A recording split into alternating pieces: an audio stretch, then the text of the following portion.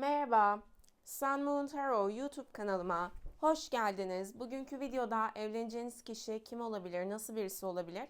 Bununla ilgili açılımlar yapacağız ama daha çok kendi özel açılımlarımda olduğu gibi yapacağım bu açılımda.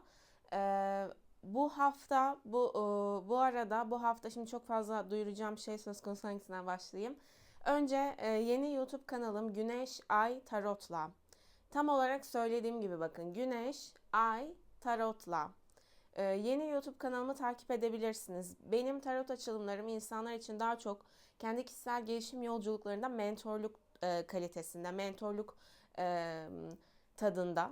O yüzden o YouTube kanalımda aslında bunu daha güzel böyle yine o kalitede insanlarla ilerleteceğim için o YouTube kanalını açtım. Aynı zamanda özel açılım danışmanlıkları da o şekilde. E, Bu hafta sonraki duyuru, yani o yeni YouTube kanalımı takip edebilirsiniz, abone olabilirsiniz. Zaten ondan sonra sadece hayat sanki ya da tarot sadece sizin aklınızdaki kişilerden ibaretmiş gibi bir yaklaşım sergiliyorsunuz. Düşük bakış açılarıyla. Ondan sonra benim zaten videolarda 800 video mu olmuş, kaç video olmuş hani. Zaten ücretsiz şekilde normalde binlerce lira değerindeki bilgilere mentorluk tadında, yani hatta şöyle söyleyeyim, çoğu bilgiye böyle Türk lirası karşılığında bile erişemeyeceğiniz bilgileri ben size kolektif olarak sundum. Kıymetini bilen bildi, hayatını o doğrultuda değiştirdi. Mentorluklar bilen bilir, aranızda kendi kişisel gelişim yolculuğuna yatırım yapanlar bilir. Dolar ya da euro üzerinden alırsın ve böyle dinlersin orada bir cümle duyarsın, bir kelime duyarsın, o seni işte bu dedirtir ve oradan mesela hayatını, enerjini yükselterek yola devam edersin. Bu videolar da en başından beri zaten bu kalitede videolar ve zaten insanlar, ben kimseden geri dönüş istemememe rağmen bunu isteyenler de varmış. Bunu da sonradan öğrendim. Bazı katakullileri de sonradan hep öğrendim, yani hiç onlara aklım çalışmadığı için. İşte hani açılım bitince bana geri dönüş yaz, işte bilmem ne. Ben hayatımda bir kişiye bile böyle bir şey dememişimdir yani. İnsan zaten o kalitede ve o hamurdaysa, o kişi o açılımda anlatılanları algılayabilecek hamurdaysa zaten o geri dönüşü kendisi yapıyor. Bir de daha hep söylüyoruz zaten, hala fal bakış açısıyla bakıyorsanız en azından bu videoları dinlemeyin. Tarot fal değildir. İsmi itibariyle fal faldır, tarot tarottur. Fal faldır, astroloji astrolojidir. Ama bazı düşük bilinçteki kişiler tarotu da astrolojiyi de fal olarak kullanabiliyor. Şöyle düşünün, çayın da falına bakıyorlar, kahvenin de falına bakıyorlar. İptal negatif kötü şeyler. Ama sen kahveye gidip normal içen birisine, ya hayır bu kahve işte fal vesaire diyor musun? Yani o yüzden diyoruz, hiçbir zaman kesinlik söz konusu değildir. Sana seni yansıtır tarot. Bu bakış açısında değilse işte kişi, bu kadar açıklamaya rağmen, ben geçen sene atölyeyi açarken söylemiştim. Bundan sonra tarotla ilgili de, enerjilerle ilgili de böyle çok uzun uzadıya açıklama yapmayacağım. Gerçekten bazı şeyleri öğrenmek isteyen bu atölyeye kayıt yaptır diye, ve çok komik bir fiyata atölyeyi açtım içeriğine rağmen. Ve yani benim o atölyem şu anda belki en az 50 bin değerinde bilgilere sahip, 50 bin lira değerinde bilgilere sahip, o da en az. Bu Türkiye'de bulup bulabileceğiniz en kaliteli, en kapsamlı, tarotu böyle en güzel öğrenebileceğiniz tek atölye. Ben çünkü bu camia içerisinde çokça atölyeye katıldım, çokça kendine eğitimci diyen insanla görüştüm, tanıştım. Egolarını da gördüm. Yani siz asıl egoist insanın farkında değilsiniz. O derece sizi zaten yönetiyorlar. Bu kadar açıklama yapmaya bile gerek duymuyor. Ya da hani hiçbir özel açılım tecrübesi yok ve almış bir yerden eğitim ve tekrar hiçbir özel açılım yapmadan kopyala yapıştır kendine eğitimci demiş mesela.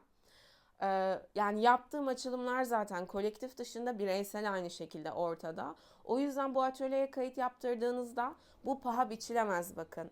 Ee, Tecrübe sahibi, kaynaklarda bulamayacağınız ama o çeşit çeşit açılımlarda, kaynaklarda bulamayacağınız kartların hangi anlamları söz konusu günlük hayatın içerisindeki okumalarda, aynı zamanda bunu öğrenme fırsatınız oluyor bu atölye ile birlikte. Ve ne zaman uygunsanız zaten izleyebiliyorsunuz. gerçekten tarotu düzgün öğrenmek isteyen kişiler kayıtlarını yaptırabilirler. Bu haftadan sonra hem özel açılımlar hem atölye ücreti değişecek. Normalde bunu da kimse insanlara açıklamıyor. Kendi hani herkes diyor ki ne açıklayacağım, hani bu benim işim. Uygun olan gelir. Ben ama yine hani hani böyle olabildiğince anlayışla, empatiyle ilerlemeye çalıştığım için yine bunların da duyurusunu yapıyorum.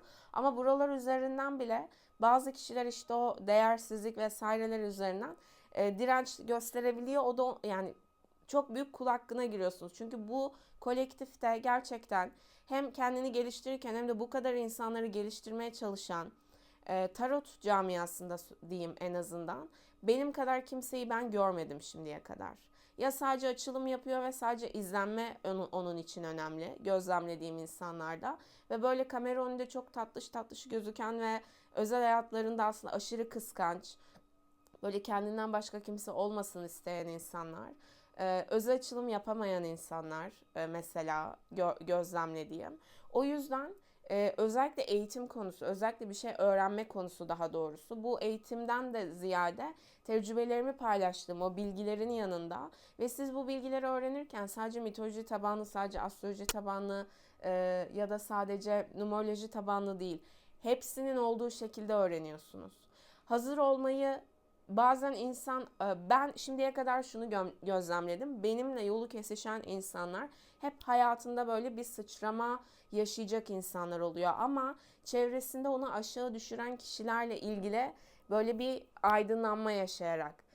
O aydınlanma noktasında işte genelde yolları benimle kesişiyor. Çünkü işte benim astroloji haritam vesaire de ben çünkü bunu ben yapmaya uğraşmıyorum. Yani ben tarottan önce de böyleydi. Çok iyi gözlemliyorum. Bu Başak Burçluluktan ama ben her Başak Burcu'nda da bunu görmedim. Çok iyi gözlemliyorum, çok iyi enerjisini okuyorum. Yani röntgenini çekiyorsun zaten.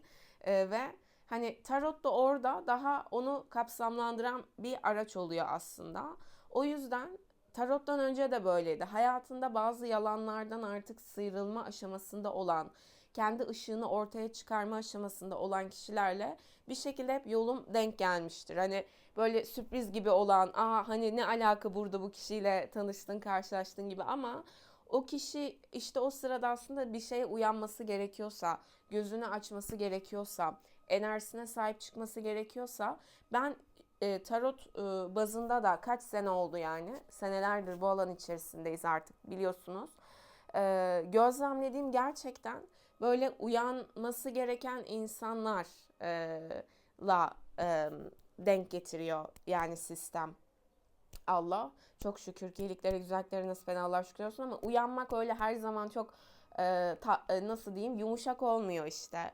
Çok böyle doğru bildiğin öyle olmayabiliyor. Çok böyle o işte o biraz sancılı bir süreç oluyor. O yüzden şunu yaptığınızda da çok büyük kulak giriyorsun. Sanki yani sizi aldatan, sizi kandıran başkalarıyken onu size burada kart çıkardığı için söyleniyor o şekilde. Sen gidip yani kendin mesela o kişiyle bağını koparacağına ya da mesela aklı selim insan ne yapar? Bu çıktı. Zaten sana uygun değilse hiç rahatsız olmazsın. Yani en ufak bile bir uyumlanma söz konusu değilse hiçbir şekilde zaten o seni tetiklemez. Triggerlamaz, yani rahatsız olmazsın.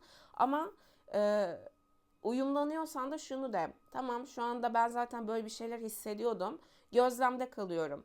Ne oluyor ne bitiyor gözlemleyeceğim. Bakın ben hep özel açılımlarda da kolektif açılımlarda da bunu söyledim. Ne çıkarsa çıksın kendi enerjinize sahip çıkarak gözlemleyin. O yüzden benim baktığım tarotta zaten siz kendi enerjinizi nerelerde kandırılmışsınız, nerelerde kullanılmışsınız bununla yüzleşip aslında kendi enerjinize sahip çıkma fırsatı yakalıyorsunuz. O yüzden benim baktığım tarot açılımları sizi yükselten, o an belki böyle bazen şok edici gibi gözükse de tarotta çıktığı için benimle de bir alakası yok yani. E, o an rahatsız edici gözükse de sonraki süreçte çok daha güzel süreçler yaşayacağınız için ve ben bu süreçlerinizi kolaylaştırabilmek için de zaten yine elimden geldiğince işte içimizdeki çocuk meditasyonu paylaştım. Bakın o meditasyon içerisinde çok önemli teknikler var. Böyle meditasyonla, psikolojiyle, az çok haşır neşir olan terapiyle gözlemler o teknikleri. Yine ücretsiz şekilde kolektife sunum. Kaçınız aklınızdaki kişi videosu izlediği kadar o içimizdeki çocuk meditasyonu yaptı ya da yapıyor mesela.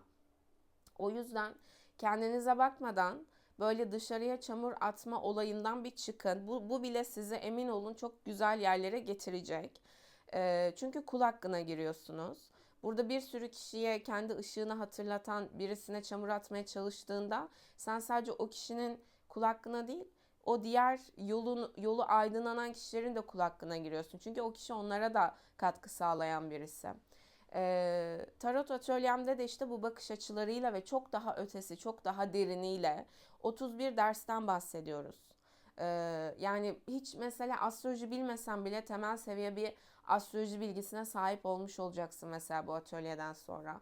Numeroloji bilmesen de temel seviye bir numeroloji bilgisine sahip olmuş olacaksın. Neden? Çünkü bu tarot bilgeliği, tarot ilmi bunların hepsini içinde barındırmakta. O yüzden bu bilgeliğe, bu ilme böyle hala ucuz bakış açılarıyla yaklaşıyorsanız zaten bunca açıklamaya rağmen kendi nezdimde söyleyeyim. Bu kadar ücretsiz 800 videoda işte insanların saygısızlık yapmasına rağmen hala hatta kendi bir sürü açılım yapıyorum. Kendi işimi gücüm olmasına rağmen hala mesela zamanında tabii ki yarım saat, bir saat işte tarotla ilgili, enerjilerle ilgili ücretsiz şekilde böyle bir sürü güzel bilgi paylaştım. İnsanların kendini toparlayabileceği. Sen onu dinlemediysen ya da ona denk gelmediysen o senin sorunun. Zaten enerji yani herkes kendine denk olduğu, kendi enerjisine denk olduğu kişiyle hizalanır. O yüzden de benimle hizalanan, benim enerjime denk olan kişilerde hep böyle kendi ışığını ortaya çıkarma süreci, hayatında onu aşağı çeken olaylardan, durumlardan, kişilerden özgürleşme süreci. Bu aşamalarda genelde hizalanıyor. Yani kendi ışığını, potansiyelini ortaya koyma. Ben sadece ilişkilerle ilgili açılım yapmıyorum. Ben emin olun çok mütevazıyım. Yani şu bazılarına bu halim de belki egoist geliyor ama insanlara kattığım değer, insanların bu videolardan, özel açılımlardan kendine rehber diyen kişileri böyle hani bayağı geride bırakacak şekilde hatta böyle güzel şeyler yaşamaları. Kendine rehber diyor işte bilmem ne diyor mesela. Aşıklar kartını iş için yorumlayamayan kişiler. Siz bu kişilere prim verdiniz. Ondan sonra da işte doğruları söyleyen kişileri algılayamıyor bazılarınız. Mesela yani iş, kariyer, eğitim konusunda yorum yapmayı bilmiyor. Ben kolektife video çekmeye başladığımda ilişki dışında yorum yapan neredeyse yoktu. Kendinizle ilgili video çeken neredeyse yoktu. Aşıklar kartı bilin bunları hani aşıklar çıkınca sadece o kartı sadece aşk zanneden kişiler örnek veriyorum. Kendine rehber diyordu. Ve siz de bu kişilerin peşinden gidiyordunuz. Ben gerçekten insanlar kendi enerjisine sahip çıkabilsin, gözlerini açabilsin diye elimden gelenin fazlasıyla yaptım. Bakın zaman paha biçilemezdir. Ben burada dediğim gibi belki binlerce dolar değerinde mentorluk bilgilerini size ücretsiz şekilde sundum. Aynı şekilde özel açılımlar da öyle. Çok önemli, çok değerli kalitede özel açılımlarda da aynı şekilde akış aktarılıyor. O yüzden bundan sonra artık ben yapacağımı yaptım. Gerçekten kolektif enerjiler de zaten gezegensel etkiler de onu söylüyor. Bundan sonra hala işte yok şu ne yok bu ne. Bunlara ben artık cevap vermiyorum. Öğrenmek istersen karşılığını verirsin girersin. Ben dediğim gibi çok komik bir fiyattan başlattım bu atölyenin ücretine. Olabildiğince insanlar ulaşabilsin diye. Yeri geldiğinde arkadaşıyla oturup bir yemek yiyeceği, ne bileyim alkole gelince, sigaraya gelince o para gözüne gözükmez ama insanın kendisine yatırım yapmasına gelince nedense insanların gözüne hani böyle bir şey oluyor. Çok şu anda atölyenin ücret o yüzden önümüzdeki hafta değişecek. Yine de söylüyorum yani burada. Hani hep bu şekilde ilerledim. Ama belki de söylememek de gerek. Hani değiştir, uygun olan uygunsa şey yapar. Ben yine olabildiğince insanlar böyle hani o gözlerini açabilsinler diye bir şeyler yapmaya çalışıyorum.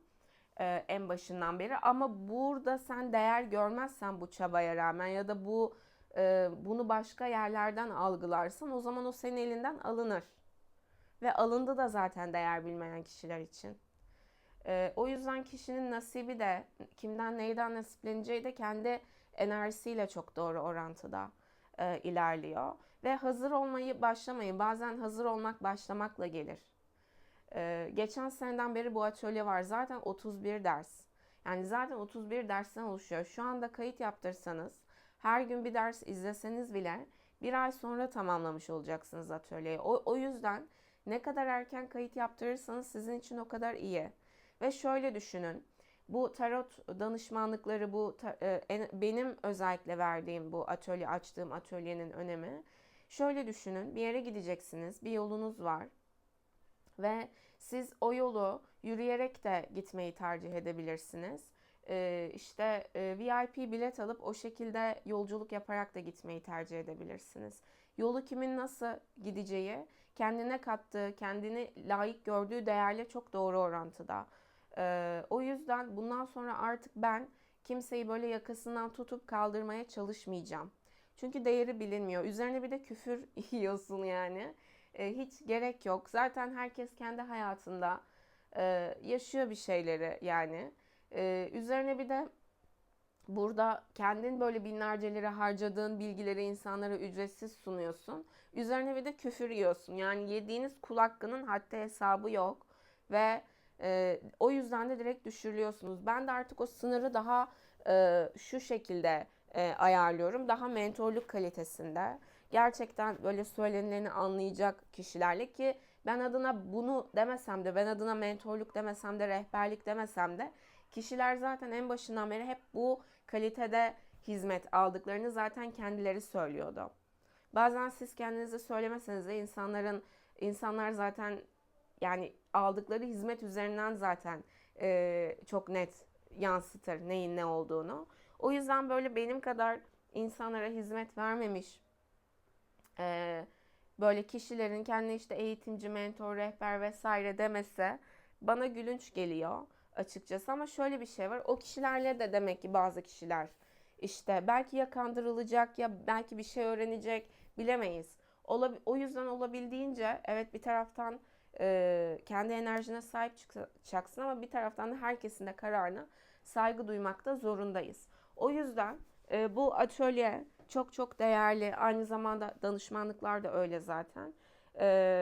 Hala böyle bazı şeyleri soruyorsanız eski videoları, o başlarındaki konuşmaları dinleyin. 800 küsür tane video çekmişim yani ücretsiz şekilde. Aman ne dinleyeceğim diyorsan zaten sen bir şey öğrenmeye ya da o soruyu sorarken cevabını duymak için sorma niyetiyle sormuyorsundur. Zaten kötü niyetle soruyorsundur. Bir şey öğrenme niyeti olan kişi, dediğim gibi, bana çok fazla geri dönüş yapan insan var. Videolarınızla hayatım nereden nereye geçti, kendimin farkına vardım, nelerin içerisindeymişim, gözüm açıldı. Bu şekilde o kadar çok geri dönüş yapan insan var ki ve ben bunu insanlara ücretsiz şekilde sundum. O yüzden artık böyle daha hani kaliteli, kimseye artık böyle tutup çıkarmaya çalışmadan bu güzel yararlanan insanlarla, bu güzel nasiplenen insanlarla ilerleyeceğim. Daha da net şekilde, hani daha da böyle bu odaklı şekilde. O yüzden hani kaliteyi seçip seçmemek herkesin kendi tercihi ama biz kaliteyi seçenle yola devam ederiz. Bakın, para kalite değildir ama kalite paradır. Yani bunu böyle bir yere not edin. Para kalite değildir ama kalite paradır. Her parası olan da kalite yoktur ama her kalitesi olan da para muhakkak vardır. Bir şekilde gelir. Böyle Boğa burcu zamanında da bence bu açıklamaları yaptırması Akış'ın vardır sebebi. Bu son hafta, bu haftadan sonra bütün ücretler değişecek. Özel açılımda da, atölyede de. Yani bu atölye, yani Türkiye'de tarot camiasında bulabileceğiniz en eşsiz, en kapsamlı, en böyle bütün şekilde sizi böyle tekrar tekrar işte ben astrolojisinde ayrı öğreneyim, numerolojisinde ayrı öğreneyim. Şunu söyleyeyim, şu ayrı bir şey. Astroloji öğrenmek istiyorsan o ayrı. Ben tarot bazında söylüyorum. O zaten apayrı bir yolculuk, hani çok kapsamlı yine. Ya da numeroloji öğrenmek istiyorsan da o ayrı ama tarotun bağlantısı, yani bunların hepsiyle, bu ilimlerin hepsiyle bağlantılı bir ilim. Bağlantılı bir bilgelik tarot. Ve Bu bağlantılarıyla böyle kapsamlı şekilde öğrenmek isteyen kişiler atölyeye kayıt yaptırabilirler. Ee, Tarot size zaten ruhunuzun bildiği cevapları, yani sizi size zaten yansıtır.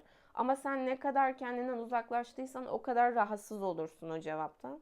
Ama ne kadar kendi ışığına görmeye niyetliysen, kendi yolunu aydınlatmaya niyetliysen de o derece yine dediğim gibi böyle bir cümleden, bir konuşmadan böyle evet işte bu dersin ve oradan yukarı çıkmaya, hayatını güzelleştirmeye başlarsın.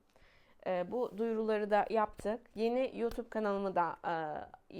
kanalıma da daha doğrusu abone olabilirsiniz.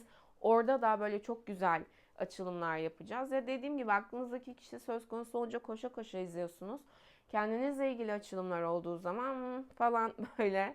O zaman yani bu neden böyle, şu neden böyle demeyeceksin o zaman yani. Ben elimden geleni fazlası, belki yani çoğuna anası babası bu kadar oturup da karşısına bak yavrum şu şöyle bu böyle demiyordur yani. O yüzden yani değerimi her zaman bilenlerle zaten ilerledim.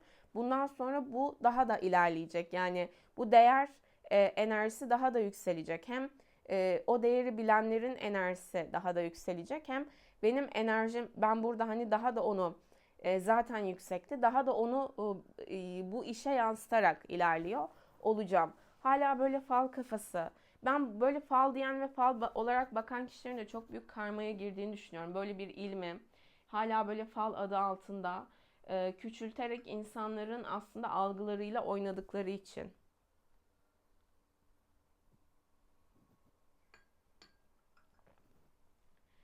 Evet, kolektifi kim kirletiyor, kim pisletiyor ama kim gerçekten böyle o insanları böyle ışık olabilecek yüksek enerjiler de aktarımlar yapıyor. Bunların da ayrımını tabii ki hamuru güzel, kaliteli olan kişi zaten görebilir. Evet, şimdi bu duyuruları yaptık. Bu hafta son hafta. Bu haftadan sonra atölye ücreti de değişecek. Ee, Özel açılım ücretleri de değişecek. Artık kendiniz nasıl tercih ediyorsanız dediğim gibi düşünebilirsiniz. Şimdi bu açılımı da özel açılımdaki evlilik açılımı gibi yapacağım bu videoda. O şekilde içimden yapmak geldi. Evet, niyetimi sesli olarak alarak açılıma başlıyorum.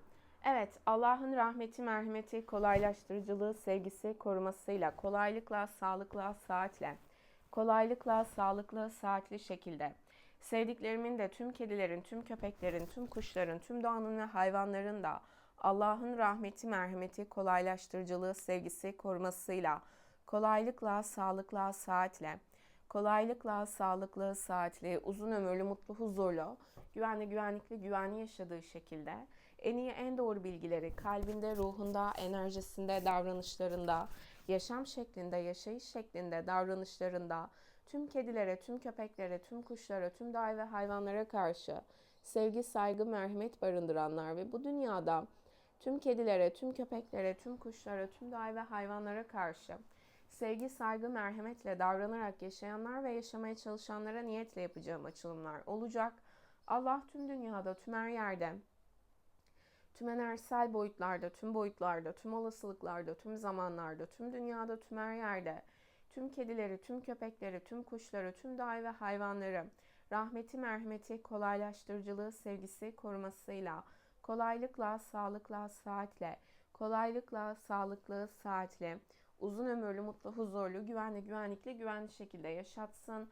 Tüm dünyada, tüm her yerde, tüm enerjisel boyutlarda, tüm boyutlarda, tüm olasılıklarda, tüm zamanlarda, tüm dünyada, tüm her yerde böyle doldu, böyle doldu, böyle doldu, böyle doluyor, böyle doluyor, böyle doluyor. Amin, amin, amin. Allah tüm dünyada, tüm her yerde, tüm enerjisel boyutlarda, tüm boyutlarda, tüm olasılıklarda, tüm zamanlarda, tüm dünyada, tüm her yerde, tüm insanların, tüm enerjilerin, tüm varlıkların, tüm insanların kalplerini, ruhlarını, enerjilerini, davranışlarını, yaşam şekillerini, yaşayış şekillerini, davranışlarını, tüm kedilere, tüm köpeklere, tüm kuşlara, tüm dağ ve hayvanlara sevgili, saygılı kılsın. Tüm insanların, tüm enerjilerin, tüm varlıkların, tüm insanların, tüm kedilere, tüm köpeklere, tüm kuşlara, tüm dağ ve hayvanlara sevgili, saygılı davranarak yaşamalarını sağlasın Allah. ve tüm insanların, tüm enerjilerin, tüm varlıkların, tüm insanların, tüm kedilerin, tüm köpeklerin, tüm kuşların, tüm dağının ve hayvanların yaşam haklarına da sevgili, saygılı davranarak yaşamalarını sağlasın. Allah, tüm insanların, tüm enerjilerin, tüm varlıkların, tüm insanların bu şekilde davranarak yaşamalarını sağlasın. Yaşamlarını, hayatlarını, davranışlarını, yaşayışlarını, yaşamlarını bu şekilde kılsın. Allah, tüm kedilerin, tüm köpeklerin, tüm kuşların, tüm dağının ve hayvanların da Allah'ın rahmeti, merhameti, kolaylaştırıcılığı, sevgisi, korumasıyla, kolaylıkla, sağlıkla, saatle, kolaylıkla, sağlıklı, saatli, uzun ömürlü, mutlu, huzurlu, güvenli yaşadığı şekilde tüm dünyada, tüm her yerde, tüm enerjisel boyutlarda, tüm boyutlarda, tüm olasılıklarda, tüm zamanlarda, tüm dünyada, tüm her yerde öyle doldu, öyle doldu, öyle doldu, böyle doluyor, böyle doluyor, böyle doluyor. Amin, amin, amin. Tüm kedilerin, tüm köpeklerin, tüm kuşların, tüm dağının ve hayvanların Allah'ın rahmeti, merhameti, kolaylaştırıcılığı, sevgisi, korumasıyla, kolaylıkla, sağlıkla, saatle, kolaylıkla, sağlıklı, saatli, uzun ömürlü, mutlu, huzurlu, güvenli yaşamalarını seçiyorum. Tüm dünyada, tüm her yerde, tüm enerjisel boyutlarda, tüm boyutlarda, tüm olasılıklarda, tüm zamanlarda, tüm dünyada, tüm her yerde. Böyle doldu, böyle doldu, böyle doldu. Böyle doluyor, böyle doluyor, böyle doluyor. Amin, amin, amin.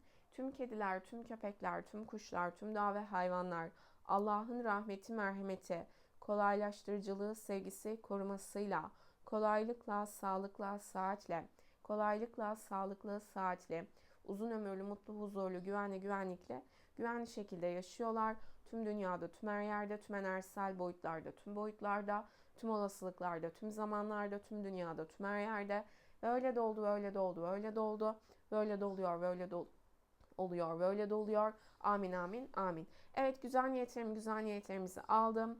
Güzel niyetlerimizi aldım. Bu arada kanala destek olmak isteyenler yine bu kanala da hem teşekkür butonu üzerinden hem de katıl butonu üzerinden böyle aylık yine çok cüzi miktarlardaki üyeliklerle de destek olabilirler. Ve dediğim gibi diğer kanalıma da abone olun. Orada da çok güzel açılımlarla yine belki böyle binlerce liralık böyle özel açılım tadındaki yine açılımlarla bilgilerle çok güzel ilerleyeceğiz. Tabii ki de önemli olan şey buradaki değeri de görebilmeniz. Artık sizi belirli döngülerde tutan kişilerden uzaklaşıp ben en başından beri herkes kendi enerjisine sahip çıkabildiği şekilde ilerlesin bakış açısıyla yaptım hizmetlerimi. O yüzden kişinin tabii ki kendi ışığını korumaya, kendi ışığını ortaya çıkarmaya niyeti söz konusu değilse bu da kolay bir şey değil. Yani sen haset birisiysen, kıskanç birisiysen, başkasındaki iyilik böyle seni rahatsız ediyorsa sen kendi ışığını ortaya çıkaramazsın zaten. Tam tersi sönersin iyice. O yüzden dediğim gibi kişinin hamuru da burada çok önemli. Yani hangi hamura sahip, hangi kaliteye sahip. O yüzden herkes aslında kendi kalitesini ortaya koymakta. Şimdi evet, niyetimizi aldık. Kartlarımızı seçelim. Abonelerimdeki niyetime uygun kişiler ve enerjiler için evleneceğiniz kişi nasıl birisi olabilir? Şunu hissettim. Ve böyle yüz yüze yaptığımız açılımlardan çok keyif alıyorum. Çok hoşuma gidiyor. Yani beni böyle çok besledi diyebilirim. Maşallah maşallah diyelim. İyiliklere, güzelliklere nasip eden Allah'a şükürler olsun. İyiliklere, güzelliklere nasip eden Allah'a şükürler olsun. Maşallah maşallah. Zaten o kaliteli bağı geliştirmek için daha çok böyle o kanalı da açtım.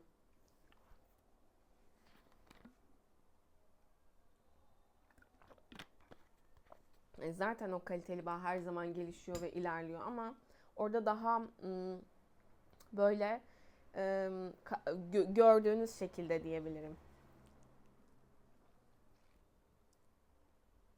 İyilikleri, güzelliklere nasip eden Allah'a şükürler olsun. İyilikleri, güzelliklere nasip eden Allah'a şükürler olsun. Maşallah maşallah diyelim. Şimdi birinci desteği seçenler. Açmayacağım. Evet. Açmayacağım. Hadi bakalım. Şaka yapıyorum. Önce buradaki kartları da seçelim. sanki şey, nasıl yani, nasıl açmayacaksın dedi sanki kolektif şeyler. Bakın böyle artık tarot baktıkça böyle çıkan kartlar böyle hani şey gibi, konuşma balonu gibi düşünün. Oradan böyle konuşuyor sizinle yani. Çünkü o sembolü okuyorsun, enerjiyi okuyorsun. Nasıl rüya okuyan kişiler, sembol okuyucular vesaire varsa, bu aslında tarot da bunların hepsinin birleşimi gibi düşünebilirsiniz.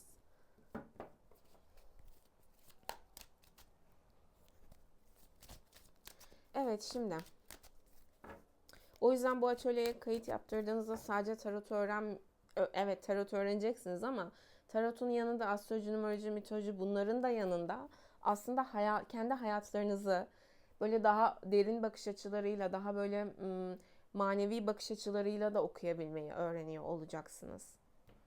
O yüzden zaten 31 ders sürdü. Yani her oturum yaklaşık neredeyse 1 saat diye ben kararlaştırmışım. Haftada 2 gün yapmamıza rağmen 3,5 ay sürdü bakın. Haftada 2 gün. Yani her hafta bir gün ders işleseydik demek ki 1 sene sürecekti yani neredeyse. Çok kapsamlı oldu. Çok güzel oldu. İyilikleri, güzellikleri nasip eden Allah'a şükür olsun. İyilikleri, güzellikleri nasip eden Allah'a şükür olsun. Maşallah maşallah diyelim. Orada da zaten aslında hayatınızı okumayı, işte bu sembollerle öğreniyor olacaksınız. Yani şöyle düşünün. E, Astroloji için bunu daha önce söylemişlerdi. İşte astroloji bilmek hayatı Ferrari'ye binerek yaşamak gibidir diye. Hangi astrolog söylemişti onu hatırlamıyorum sadece. Tarot da öyle aslında ve güzel tarafı şu: enerjiyi değiştirebiliyorsun. Çünkü tavsiyeler görüyorsun yani, ama sen burada kendine bakmazsan o olayı yaşayabilirsin, değişebilir. Olay bu değil. Hala böyle bunun peşinde olan, böyle bir netlik öğrenmeye çalışan, siz hep kaybolacaksınız, bunu söyleyeyim. Çünkü hayatın hiçbir alanında netlik söz konusu değil. Yani bilimsel alanlarda dahi öyle. Böyle %00 bilmem ne, hani hiçbir alanda kesinlik söz konusu değil. O yüzden o kesinliği aradıkça kaybolacaksın. Yani o böyle, bunu Başak Burcu olarak söylüyorum. Detaylarda kayboldukça, her şeyi öğrenmeye çalıştıkça net şekilde kaybolacaksın, ama olay dışarıya bakmak yerine kendine bakmak olduğunda o zaman bulacaksın. Ki bunu zaten tasavvufta, işte başka yerlerdeki felsefelerde, öğretilerde bunları hep söylemişler. Kendine baktığında bulmaya başlıyorsun. İşte benim tarot açılımlarımda aklınızdaki kişi gibi gözükse de, iş kariyer gibi gözükse de, arkadaşlık gibi gözükse de, evlilik o bu gibi gözükse de, aslında yine görebilen için, işte hamurunda bu kaliteyi barındıran için size sizi yansıtıyor. O yüzden de aslında enerjiniz ne durumda ve o ışığı nasıl ortaya çıkarabilirsin, nasıl sahip çıkabilirsin, buna farkındalık sağlıyor.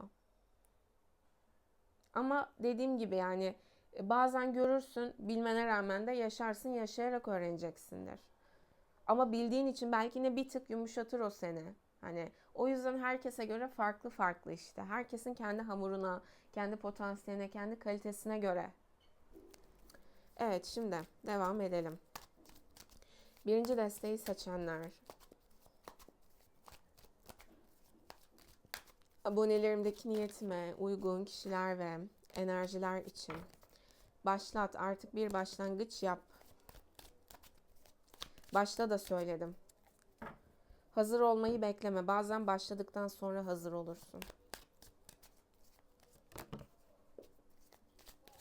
Bu deste çok böyle bir konuşmaya, sohbet etmeye şey gibi sanki istiyor gibi hissettim. Böyle sürekli böyle tatlış tatlış kartlar düşüyor. Bakın yine. Evet, şimdi evlilikle ilgili birinci desteği seçenler, güncel enerjiniz. Evleneceğiniz kişi olasılıklar doğrultusunda nasıl birisi olabilir? Anın enerjisiyle, abonelerimdeki niyetime uygun kişiler ve enerjiler için. Ve bu kişiyi tanıyor musunuz? Şu anda tanıyor musunuz? Olasılıklar doğrultusunda. Ve Size evlilikle ilgili kartların tavsiyesi, mesajları. Deste altında bir değişim dönüşüm kartı ve kılıç kraliçesi. Wow. Bazılarınız böyle çok aşk hayatında zorlu süreçlerden geçmiş olabilirsiniz. Dediğim sırada bakın, eş zamanlılığı görüyor musunuz? Tam böyle zorlu süreçlerden geçmiş olabilirsiniz diye kartı çevirdim ve güç kartı çıktı zaten. Yani çok zorlu süreçlerden geçmiş. Belki şu anda bakın ölüm ve kılıç kraliçesi. Daha böyle belki sert gibi, soğuk gibi, mesafeli gibi gözüküyor olabilirsiniz. Böyle aşk meşk konularına hissettiğim. Ama hala kendi ışığını, kendi güzelliğini, kendi karakterini, duruşunu koruyorsun. Çok değişim dönüşümden geçtiğinizi görüyorum. Ama ne yaşarsan yaşa, güneş parlamaya devam eder. Bakın.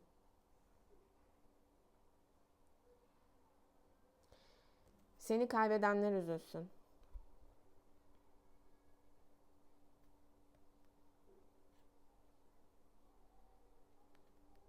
Sen senin değerini neden bilmiyorlar diye üzülmeyi bırak. Çünkü burada kaybeden sen değilsin, kaybeden onlar. Bunu her zaman kendine hatırlat. Evet, evlilikle ilgili güncel enerjinize devam ettiğimde bu destenin enerjisini kaliteli kişilerin enerjisi olarak hissediyorum kartlarda. Şimdiye kadar çıkan kartlarda da. Ve evleneceğiniz kişi de çok karakterli, aslan etkili birisi olabilir. Koç, aslan, yay. Hayvansever, doğa sever birisi. Ve bir kadına nasıl davranması gerektiğini bilen birisi. Hayatında da böyle çok merhametli, vicdanlı annedir, abladır. Böyle bir kadın figürü olan bir erkek için dinliyorsanız, çoğunluk öyle dinliyor. Böyle bir figürü olan birisi olabilir. Bir kadın için dinliyorsanız da bu kadının kendisi böyle olabilir. Olasılıklar doğrultusunda diyebiliriz çıkan karta göre ve akışla enerjilere göre. Şimdi burada tılsım sekizlisi, tılsım prensi ve kader çarkı.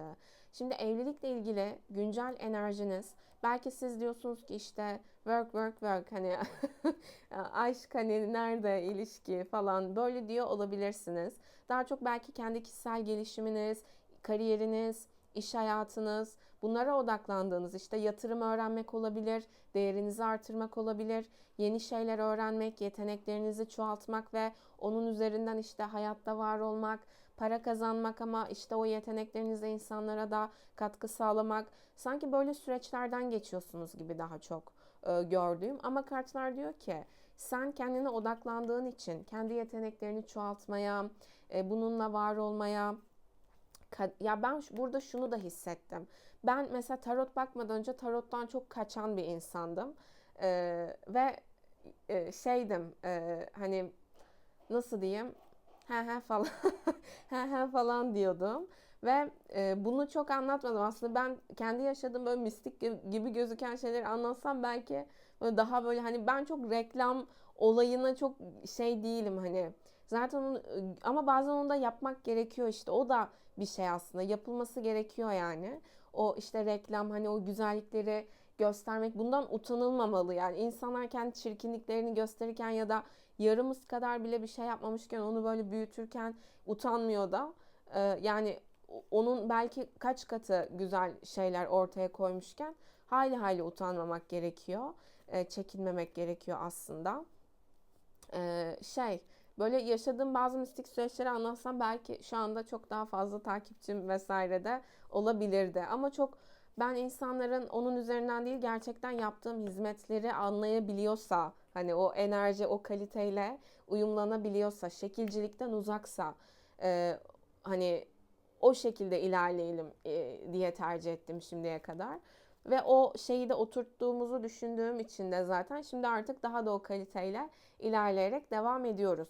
Şimdi burada e, mesela ben de tarottan önce çok şeydim ama kader çarkı çıktı. Şimdi sizin kadersel yolculuğunuzda bir iş yapmak varsa, o yola girmek varsa, sen işte istersen böyle başka yola gittiğini düşün. Hop der ki senin karşına yine böyle en alakasız yerde karşına birisi çıkar, atıyorum tarottan bahseder, bir şeyden bahseder ya da böyle hani seni o kendi, ben bunu tarot üzerinden örnek verdim. Çünkü ben çok kaçtım hani bunu yapmaktan geçmişte.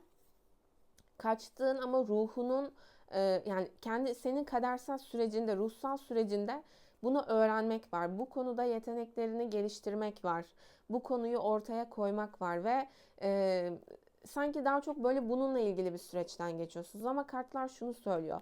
Sen işte kendi ruhuna uygun, kendi kadersel sürecine uygun, haritalarınızdaki Jüpiter burcunuza ve MC'nize bakabilirsiniz, astroloji haritasını bilenler. 10. ev, MC, hangi burçta, orada hangi gezegenler var, temsilcisi hangi burç vesaire. Sen işte böyle hani kadersel sürecine uygun yaşadığında tamam, artık senin karşına e, doğru kişiyi getirmeye başlıyoruz diyor sanki burada evren. Bunu hissettim. Sanki sizden önce ruhunuza uygun bir hayat yaşamanızı, hayat amacınıza uygun, kendi ruhsal sürecinize uygun bir hayat yaşamanızı beklemiş gibi. Ve sanki burada kader çarkıyla da bakın, buradaki büyük arkana kartı diyor ki tamam, evet sen elinden geleni yapıyorsun, hala öğreniyorsun, aynı zamanda insanlara katkı sağlıyorsun, yeni şeyler öğreniyorsun. Hani o çabanı görüyoruz ve tamam, artık böyle ilişkilerle ilgili de şanslı bir sürece seni sokuyoruz. Yine burada işte hayvansever, doğa sever, hayvanlara, doğaya sevgili, saygılı davranarak yaşayan kişiler ve enerjiler içinde özellikle burada. Evet, yani şanslı bir sürece doğru geçiyorsunuz. Sanki şu an daha çok iş, kariyer, kendinizi geliştirme, böyle bir süreç söz konusu. Ama diyor ki sanki hayat, bakın burada. Evet, ruhuna uygun, kendi ruhsal yolculuğuna, potansiyeline uygun ilerliyorsun. Elinden geleni yapıyorsun. Tamam, o zaman işte aşkın zamanı da, böyle ilişkilerle ilgili şanslı zamanlarda gelmeye başlayabilir. Ama kader çarkı için ben atölyede çok detaylı anlattım yine. Jüpiter üzerinden mitolojileri, incik cincik her sembole kadar girdik yani. Çok güzel bir atölye oldu. Ne ekersen onu biçersin. Hatta YouTube kanalımda da short videosu olarak paylaştım.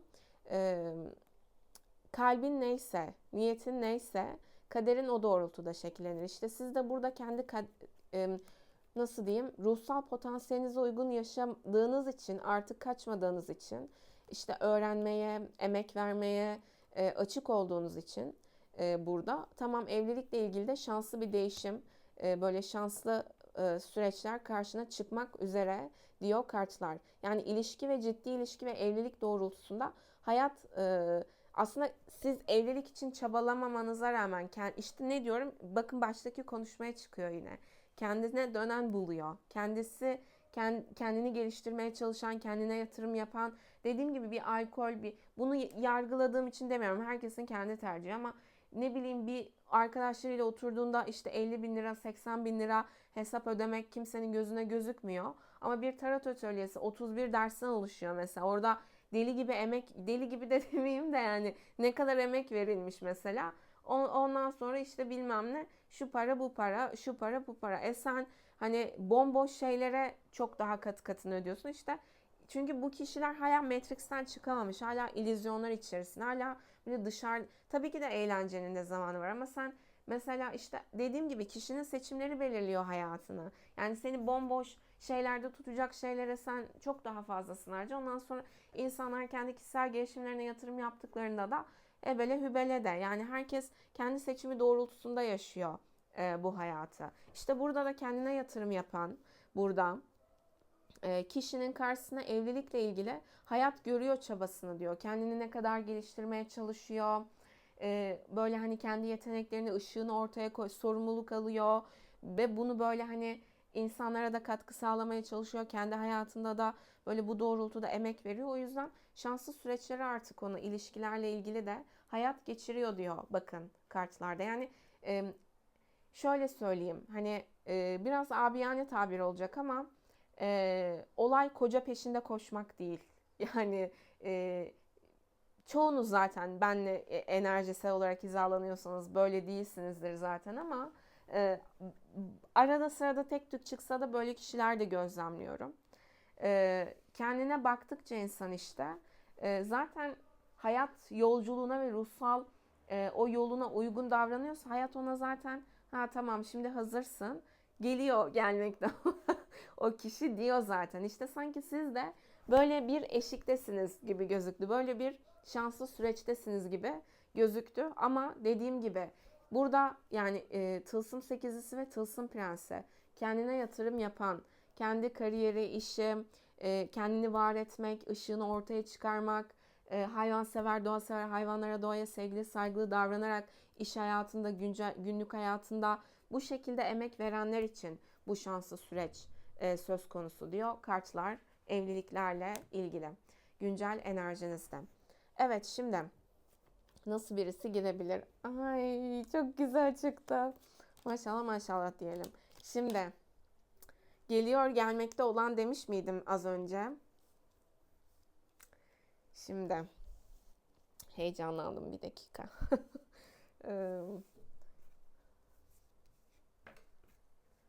Şöyle kalsın. Açı nasıl?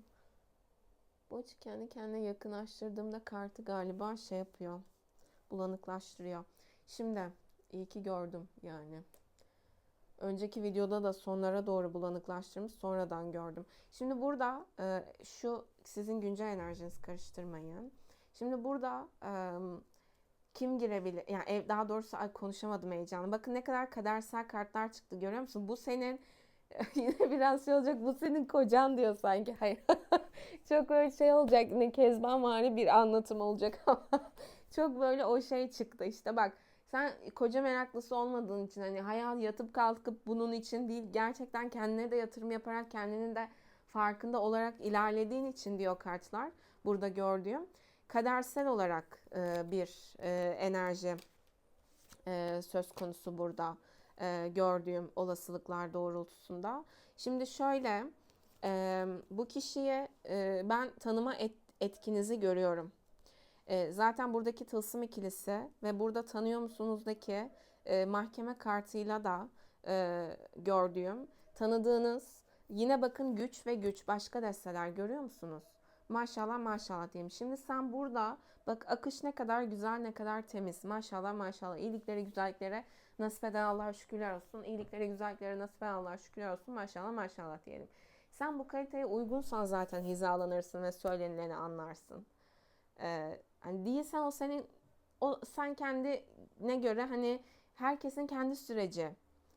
Sen kendin kaybedersin ama belki sana göre de bu bir kazançtır. Hani bakış açısı, anladın mı? O yüzden ki hani işte farkındalığı yok ki, işte ne kadar anlatırsan anlat, neyse. Şimdi burada kimle evlenebilirsiniz dediğimizde bir kere çok çalışkan birisi olduğunu görüyorum. Ateş etkisi çok yüksek ve toprak etkisi çok yüksek. Koç aslan yay etkili birisi olabilir. Hayatında böyle baba gibi, abi gibi figürleri olan, böyle bu önemli figürler olan birisi olabilir. Bir evlilik sorumluluğu alabilecek, bir ciddi ilişki sorumluluğu alabilecek olgun bir erkek. Ben bunu çok yüksek ihtimal, ben bu tarz konuşmam ama 30 yaş ve üstü gibi bir erkek olarak görüyorum. Yani imparator ve tılsım kralı. Bu kişi çok 20'li yaşlarda değildir buradaki. Yani 20'li yaşlardaysa bile şu enerji, çok erken olgunlaşmak zorunda kalmış birisi olabilir. Erken çalışmak zorunda kalmıştır ama hani böyle serserilik yaparak değil, gerçekten hani böyle parayı nasıl çoğaltır, nasıl kazanır, düzgün çalışarak, hani böyle belki işte ticaret yapmayı öğrenmek, hani buralarla kendini geliştirmeye çalışmış birisi olabilir. Zaten çok çalışkan. Bunu söylüyor kartlar. Gördüğüm çok çalışkan ve tılsım ikilisiyle de sanki hayatınıza tekrar girme potansiyelinde olan birisi. Sanki zaten bir şey yaşanmış ama burada seçimler yapılmamış, ayrılıklar yaşanmış, bir dengesizlik yaşanmış olabilir. Hani o yola girilse mi girilmese mi gibi burada gördüğüm, ama şimdi tekrar hayatınıza girme potansiyelinde birisi. Kariyer hayatında liderlik özellikleri yüksek olan birisi burada gördüğüm. Şimdi şöyle söyleyeyim, ya kendi işinin yöneticisi, patronu, ya da iş hayatında üniformalı meslekler yapan, patronlarla çalışan birisi. Yani bu kişinin yöneticisi işte böyle üniformalı işler yapan birisi olabilir. İşte daha böyle liderlik özellikleri yüksek birisi olabilir. Böyle birisiyle bir iş yapıyor olabilir. Gördüğüm ve aile içerisindeki babadır, abidir, böyle birisiyle de böyle bir iş yapma, ortaklık gibi bir süreci olan aynı zamanda birisi olabilir gördüğüm kartlarda. Zaten çok böyle konuşmayı sevmesem de kader çarkı, imparator, aşıklar, mahkeme, güç, yani bu deste için ben başta ne dedim? Bu deste kaliteli kişilerin enerjisi olarak hissediyorum. Güzel enerjiler hissediyorum ve gerçekten de enerjisi yüksek. Böyle kişilere sanki hayatın hediyesi gibi hayvansever, doğa sever, hayvanlara, doğaya sevgili, saygılı davranarak yaşayan kişiler için böyle hayatın hediyesi gibi birisi.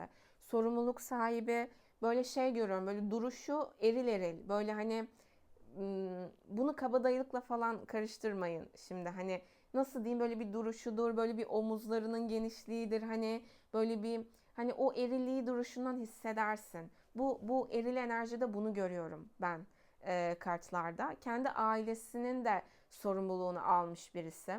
Belki kendi ailesine bakıyordur. Dediğim gibi aileyle iş yapma, işte babasıdır, abisidir, buralarla bir ortaklık içerisinde olma gibi durumları olabilir. Tatlı dilli birisi, sevdiği bir kadını gerçekten böyle ve ben şey de hissettim. Siz bu kişiyle tanıştıktan, zaten tanıyor olarak gözüktünüz. Evlilik süreci ya da ciddi ilişki sürecindeyken siz zenginleşebilirsiniz.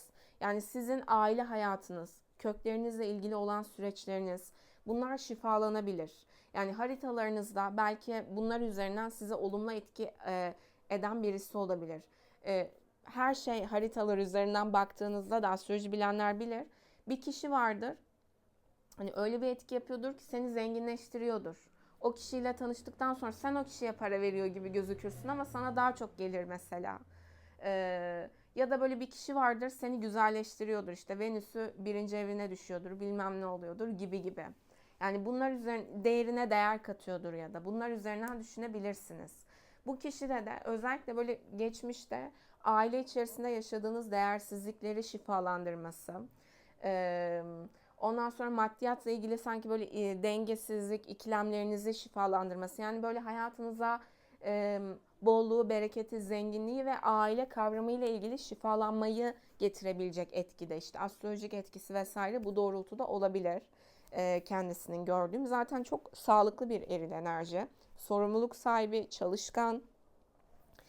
Ben burada ya böyle bir iş yapıyordur ama bir de birisiyle ortaklık içinde bir iş yapıyordur. Öyle bir şey de olabilir gibi görüyorum. Aynı zamanda daha çok esmer kumral gibi ve burada hani saçlar çok dikkatimi çekiyor. Bakın buradaki erkeğin saçı uzun, bunun uzun, bunun uzun. Bir buradakinin kısa gibi gördüğüm. O yüzden böyle bazılarınız için saçı böyle hani dikkat çeken, hani çok böyle hani kısa belki olmayan, olmak zorunda değil ama böyle birisi olabilir. Gördüğüm yine kartlarda. Çok karizmatik ve zaten yakışıklı birisinin enerjisini hissediyorum aynı zamanda. Ve çok güzel bir evlilik, yuva kurabileceğiniz ve burada kendi üzerine düşen sorumluluğu alabilecek. Böyle sizi belki kendi değerinizin farkında değilken, belki ummuyorken, burada işte o hustle and bustle içerisindeyken kendi hayatınızda böyle birden sizi alıp böyle hani o ciddi ilişki içerisine sokup bu doğrultuda kararlar verip sorumluluk alıp hayat standardınızı da geliştirme potansiyelinde birisi. Yani yaptığınız işin bereketinin artması, kendi kalitenizi daha net görmeniz. E, Ulan ben gerçekten böyle kaliteli birisiymişim. Yani bu gösterdi bana bunu falan diyebilirsiniz mesela. Burada bunu da hissettim kartlarda. Çok güzel bir evde yaşayabilirsiniz. Belki bahçeli, böyle kaliteli bu kişiyle. Ee, Zaten varlıklı ve parayı çoğaltmayı bilen birisi. Aileden de gelen bir varlığı, mal varlığı, zenginliği olabilir gördüğüm kartlarda. Böyle birisi evlenebileceğiniz birisi olarak gözüküyor gördüğüm. İki iş birden yapıyor olabilir dediğim gibi. Belki birisi kendi işidir. Birisi de böyle birisiyle ortaklık içerisine girerek belki aile bağlantılı ya da kendi işini kurma süreci gibi, kendi işini kurmaya çalışması gibi ya da bir iş olabilir ama çok çalışkan, çok disiplinli birisini görüyorum. Hani dakik mesela, bu enerjiyi hissediyorum. Aynı zamanda tanıyor musunuz? Burada kartlar zaten mahkeme kartıyla evet diyor ama araya belki bir ego savaşı, böyle bir iki tarafında böyle dik durmaya çalışma süreci gibi süreçler girmiş olabilir. Siz bu kişi tanıyor musunuz? Evet tanıyorsunuz ve bu kişi nedeniyle e, depresif süreçlerden geçmiş olabilirsiniz. Bir depresyon yaşamış olabilirsiniz. Zorlu bir süreç atlatmış olabilirsiniz. Burada gördüğüm ama yine merhametli, vicdanlı, hayvansever, doğasever, hayvanlara, doğaya sevgili, saygılı davranarak yaşadığın için, dediğim gibi bu kişinin peşinden koşmak yerine güncel enerjinizdeki gibi kendine yatırım yaptığın için, kendini geliştirdiğin için bu şanslı süreçlere hayat seni sokuyor diyor kartlar. Burada gördüğüm. Şimdi ve evlilikle ilgili size tavsiyelerle devam ettiğimizde de Koç, Aslan, Yay, Boğa, Başak, Oğlak etkisi çok yoğun olarak çıktı. Tekrar söyleyeyim. Ve burada size tavsiye, bak zaten burada dediğim gibi geçmişten aldığınız yaralar gözüküyor. Burada kartlar diyor ki bu yaraları bahane ederek hayattan geri durma. Kendini gerçekleştirmeye odaklan ki zaten bunu yapıyorsun. Bunu söylüyor kartlar. Yapmak istediğiniz şeyleri devam ettirmediğinizde, başlatmak istediğiniz şeyleri devam ettirmediğinizde ya da hiç başlamadığınızda, hiç adım atmadığınızda kılıç onlusu, kabza sokuyorsun kendini. Yani böyle durup dururken böyle bir rahatsız olman, böyle oturuyorsundur ama yoruluyorsundur atıyorum. Hani böyle bir rahat hissetmemen. Çünkü yapman gerekeni belki böyle aklına bir fikir geliyor, hayata geçirmiyorsun. Kartlar burada diyor ki bakın güncel enerjinizdeki gibi ne yapıyorsan yapmaya devam et. Özellikle kendi kişisel gelişimin için, kendi hayatında kendi ruhuna uygun yaşamak doğrultusunda bunlara devam et. Bu yoldan kendini geri tutma. Aldığın yaraları bahane ederek işte istedin ama yapamadın bilmem ne kendini suçlama. Zararın neresinden dönülürse kârdır. Ne zaman başlayabiliyorsan yapabileceğin, enerjini koruyabileceğin şeylere başla. Burada böyle bir geri durma, geri çekilme, böyle nasıl diyeyim böyle yorgunluk, aman oydu buydu hani bu enerjilerden çıkmanız gerekiyor. Size tavsiye bu doğrultuda. Kendini toparla, hayata karış, fikirlerini, ilhamlarını, enerjini hayvansever, doğasever, hayvanlara, doğaya sevgili, saygılı davranarak yaşayarak hayata geçir diyor kartlar burada size. Evet, harflerle devam edelim.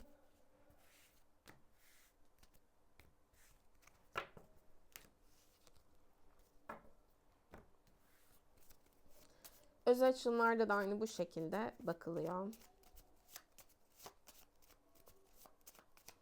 Ya zaman falan ben zaman sorulma olayına çok şeyim. Aşırı iriteyim yani. Çıkarsa söylerim yine. Çünkü kartların astrolojik temsilcileri söz konusu ama o bana hala böyle yine o enerjiyi sıkıştırmak gibi. Ne zaman ne zaman hadi o hala böyle fal gibi yaklaşmak gibi. O yüzden de zaman söylemekten ben imtina ediyorum açılımlarda. Bazen çıkarsa söylerim. O ayrı. Ama o yine seni aslında kabul edememeye geçiriyor süreci, akışta kalmayı. O yüzden de zaman işte o hala falvari bir bakış açısı. O şeyleri olabildiğince duymayacaksınız benden yani. Arada çıkarsa akış söyletirse söylerim, o ayrı. Ya sana burada bu kadar güzel enerji çıkmış, ne zaman ne zaman? Ya sen bir bunu kabul edebiliyor musun? Buna uygun yaşayabiliyor musun? Buradaki tavsiyeleri görebiliyor musun? Bir ona odaklan.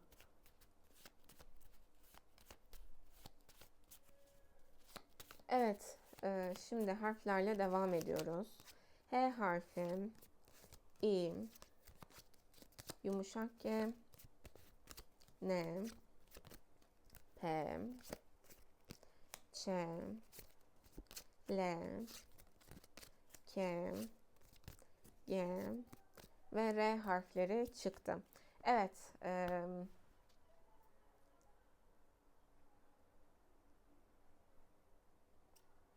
birinci desteği seçenler, abonelerimdeki niyetime uygun kişiler ve enerjiler için olasılıklar doğrultusunda bu şekildeydi. Uyumlandığınız ölçüde abone olabilir, beğenerek destek olabilirsiniz. Özel açılımlarla ilgili her videonun altında iletişim adresleri mevcut. Özel açılımlar ve atölye ücreti önümüzde bu haftadan sonra değişecek. Bu hafta son hafta yani. Atölye ücreti içinde, özel açılım ücretleri içinde. Yine kayıt yaptırmak isteyenler hem internet sitesi üzerinden hem de iletişime geçerek hem randevularını hem kayıtlarını oluşturabilirler. Evet, şimdi ikinci desteğiyle devam ediyoruz ve Güneş Ay Tarot'la yeni YouTube kanalıma da abone olun. Orada da çok güzel kaliteli açılımlar yapıyor olacağız. Dediğim gibi böyle mentorluk tadında size kendinize hatırlatacak, böyle kendinize getirecek. Ama olay Yani eğer sen kendine gelmek istemiyorsan, senin aklın, fikrin yat kalk sadece aklındaki kişi ise, o zaman tabii ki de o senin, yani kaliteyi seçmen ya da kaliteyi seçmemen, sen bunu gösteriyorsundur. O da senin kendi tercihin yani. O yüzden de kimse de bir şey diyemez buna. Ondan sonra da neden onu yaşıyorsun, neden bunu yaşıyorsun diye böyle cevaplar arar durursun. O cevaplar zaten oradadır ama anlayabilecek kapasitede misin? Kendini o kapasiteye getirmeye çalışıyor musun? Önemli olan da bu aynı zamanda.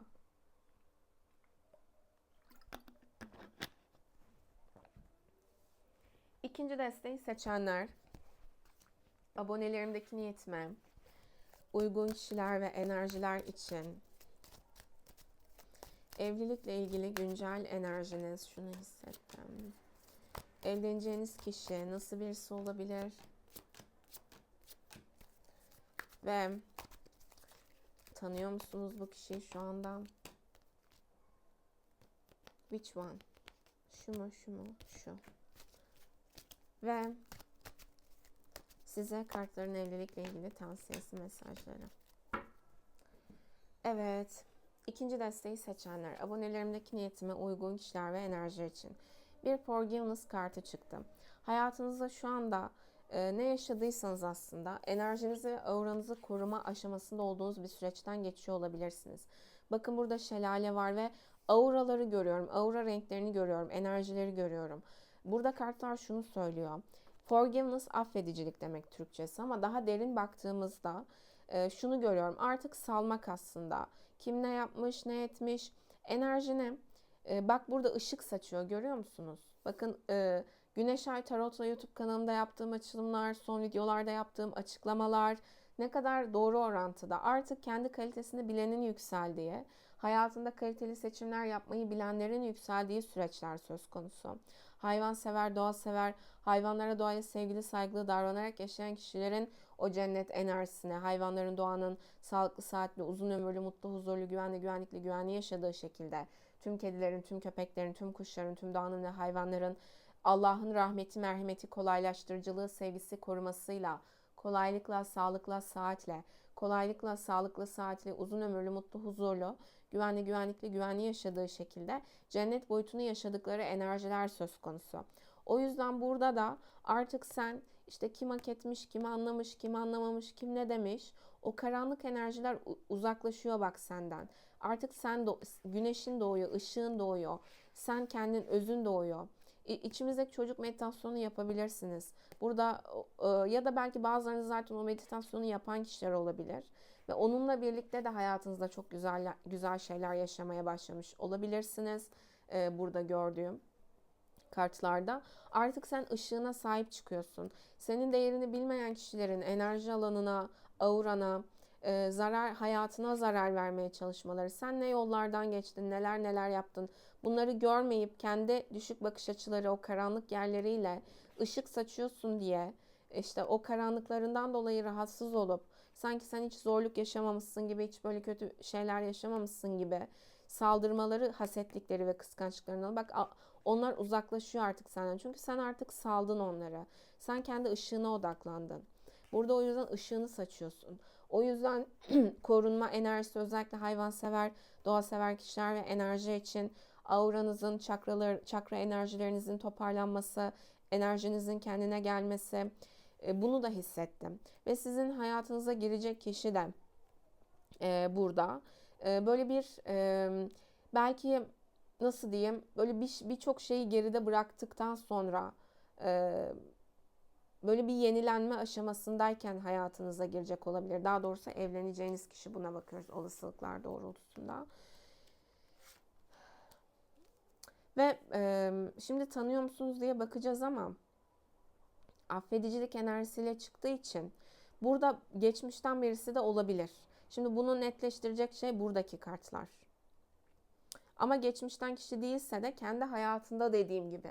Hani çok şey yaşamıştır ama artık tamamen geçmişte bırakıp enerjisine, aurasına sahip çıkıp belki bazı negatif etkilerden arınıp o ışıkla yeni sayfa açtığı noktada sizinle belki yola başlayacak birisi olabilir ama bu sizin de enerjinizi yansıtıyor. Bakın burada tekrar dünya çıktı. Artık sen kendi ışığını yayıyorsun. Artık sen kendi merkezindesin. Yeteneklerin, kaliten, eğitim seviyen, yani burada işte bu enerjiden seni uzaklaştıran, kendi değerinden uzaklaştıran, kendi güzelliğini, kendi değerini görmeni engellemeye çalışan her türlü kişiye mesafe koyuyorsun artık, diyor burada kartlar. Ve evlilikle ilgili güncel enerjinize baktığımda da çok zorlu bir döngüden çıktığınızı görüyorum. Yani sanki hayatınızda bazılarınız Satürn döngüsünü bitirmiş olabilir.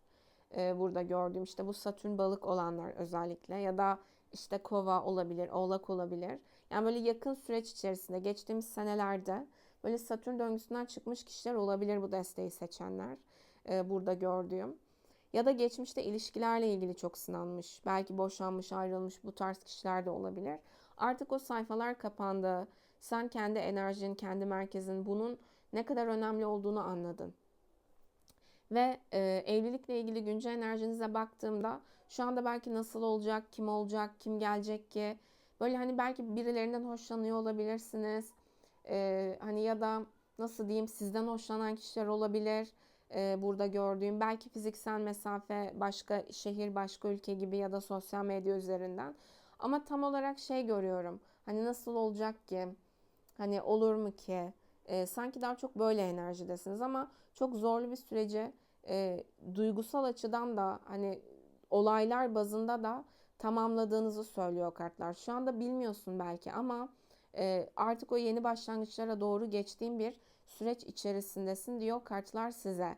İlgi alakalar, iltifatlar, böyle güzelliğiniz, işte başarılarınız, yetenekleriniz, bunlarla ilgili daha çok hayatta hayvansever, doğasever, hayvanlara, doğaya sevgili, saygılı davranarak var olduğunuz süreçlerden de geçiyor olabilirsiniz. Olasılıklar doğrultusunda. Evleneceğiniz kişi nasıl birisi olabilir? Yine aşıklar çıktı.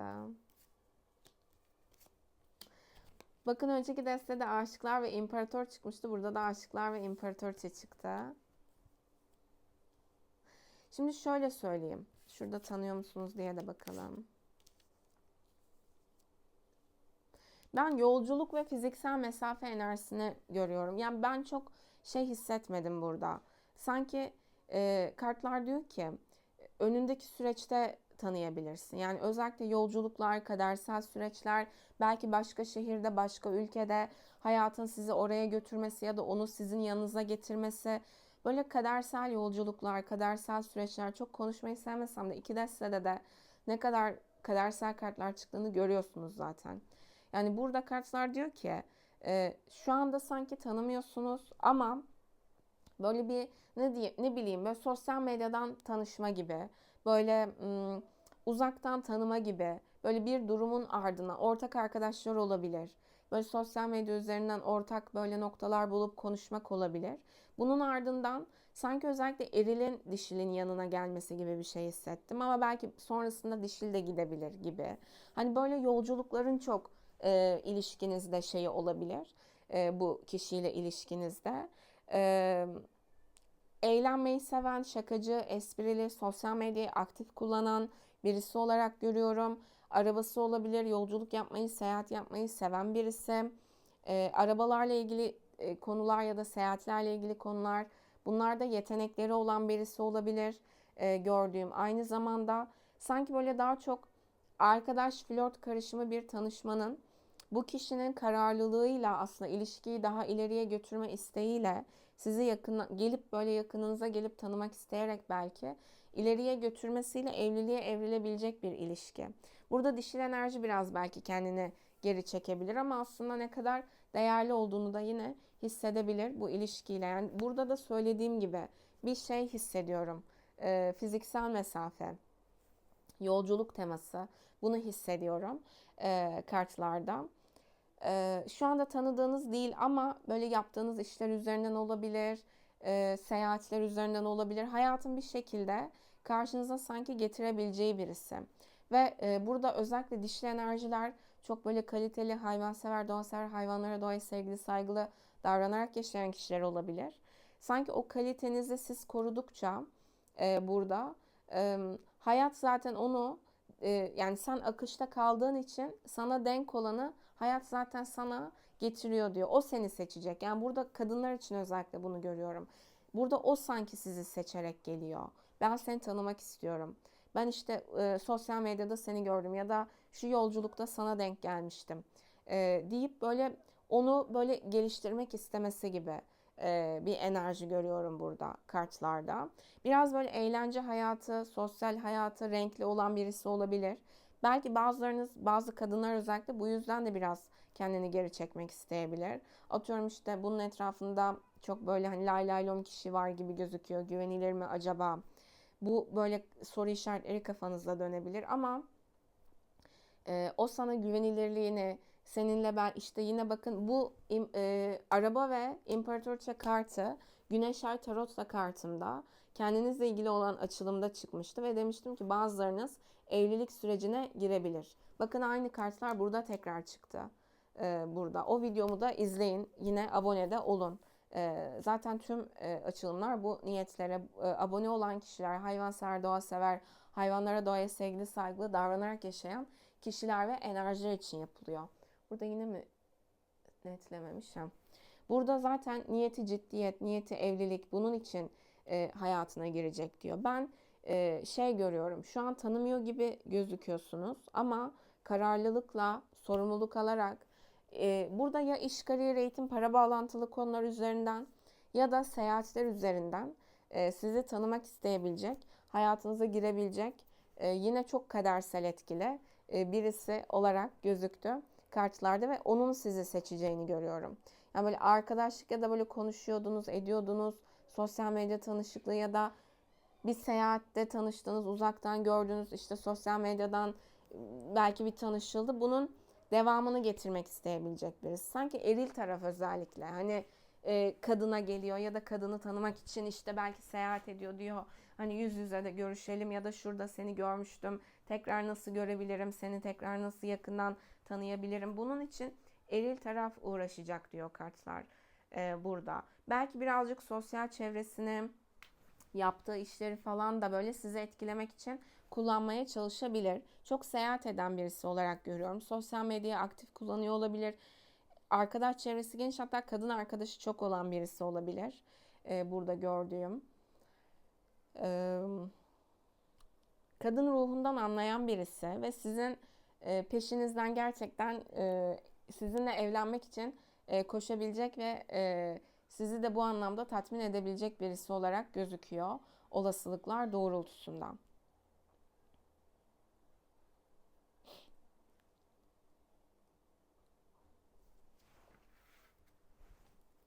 Tılsım ası, bu çok yüksek ihtimal yeni birisi.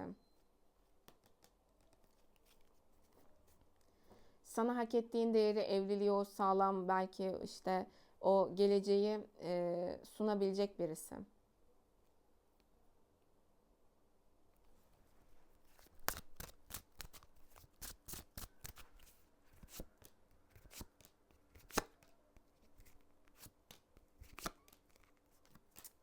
Bence yeni birisi bu kişi.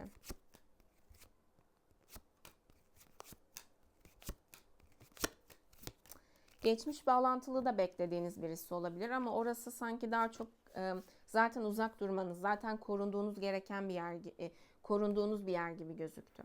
Bu kişi daha çok yenilik enerjisiyle gözüküyor. Zaten başta demiştim hani artık enerjinize, auranıza sahip çıkmanız vesaire.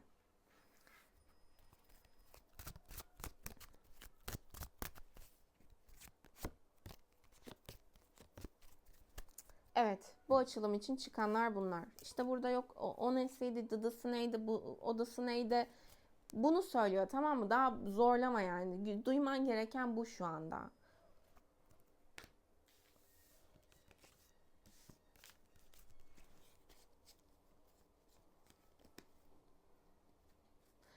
Burç söylemedim. Yengeç etkili, ikizler etkili birisi de olabilir. Bir tık boğa ve kova etkili de olabilir. Size evlilikle ilgili tavsiye. Bak, yenilen. Bir de hayata karış. çok kendinizi biraz perde arkasında tutuyor olabilirsiniz. Enerjisel konular, manevi konular, bunlarla ilgilenen kişiler olabilirsiniz. Azize kartı için hep derim. Aşk hayatı için özellikle bunu ben Azize kartını atölyede biz neredeyse 1,5 saat işledik. Zaten Azize kartını anlarsan tarotu da anlarsın, az çok hayatı, enerjileri de anlarsın. Çünkü çok önemli bir karttır. Çok önemli sırlar, çok önemli bilgelik barındırır ve ben 1,5 saati bırakın belki böyle hani 3-4 ders daha konuşabilirim konuşabilirdim yani Azize kartı ile ilgili. Ama önemli olan da şudur. Şimdi o kartın derinliğini anlayacaksın ama geri kalan da senin kabına göre açılacak. Çünkü Azize herkese her şeyi anlatmakla uğraşmaz. O telepatik, o sezgisel, o içgörü enerjisidir. O yüzden sen layıksan zaten o bilgiye, hak ediyorsan sana özel şekilde gerisi açılacaktır. Ama ben 1,5 saat sadece Azize kartını işledim atölyede, düşünün. Atölyede de söylemiştim. İlişki konusunda Azize kartı şeydir, çok yüksek bir enerji, çok manevi bir enerji ve dünyevi enerjiye uyumlanma noktasında şeydir, hani nasıl diyeyim, sıkıntılı demeyeyim de hani bu enerjiye uygun erkek çıkması lazım karşısına yani. Ama şunu görüyorum, işte belki bu enerjinizin yüksekliği vesaire, artık bir yenilenme aşamasına geçiyorsunuz. Kendi enerjinizin, kendi sezgilerinizin, hayatta ne yaşarsanız yaşayın yeniden başlayabileceğiniz o sezgisel tarafınız aslında. Bununla birlikte hayattan geri durmak yerine sezgilerinizi dinleyerek, kalbinin sesini dinleyerek, burada kartlar diyor ki yenile kendini. Yenilen, hayatta yeni başlangıçlar yap. Belki imajını değiştir, yeni şeyler öğren, sezgilerine çok dikkat et. Bak, bu çok önemli senin için, korunuyorsun çünkü. Sezgilerin, belki bazılarınız astroloji, tarot, bunlarla ilgilenen kişiler olabilirsiniz. Bu alandaki yeteneklerin sana aslında çok şey katıyor, çok yol gösteriyor burada.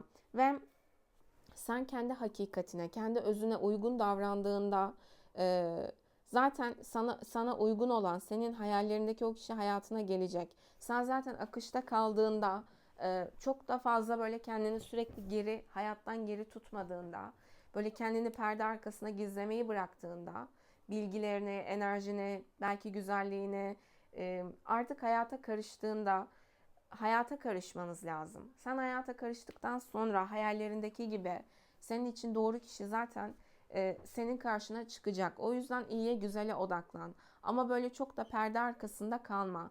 Kendini çok da gizleme, saklama enerjisinden de bir çık.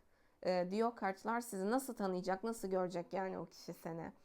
O yüzden böyle biraz hayata karışmanız, hayallerinizi gerçekleştirmek için cesaretle adımlar atmanız gerektiğini, zaten akışta kaldığınızda, kalbinizin sesini dinlediğinizde hayallerinizdeki o kişinin karşınıza zaten çıkacağını ve bazılarınız rüyalarında görmüş olabilir ya da görecek olabilir. Rüyalarınız, sezgileriniz, bunların da yine sizin için önemli mesajlar olduğunu söylüyor kartlar burada sizin için.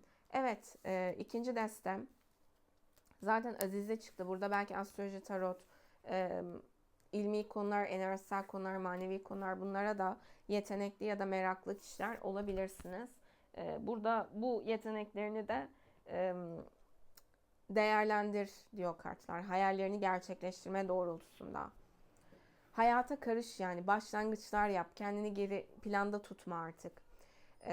Olasılıklar doğrultusunda. Size mesaj da bu şekildeydi. Harf seçmedik. Harf de seçelim.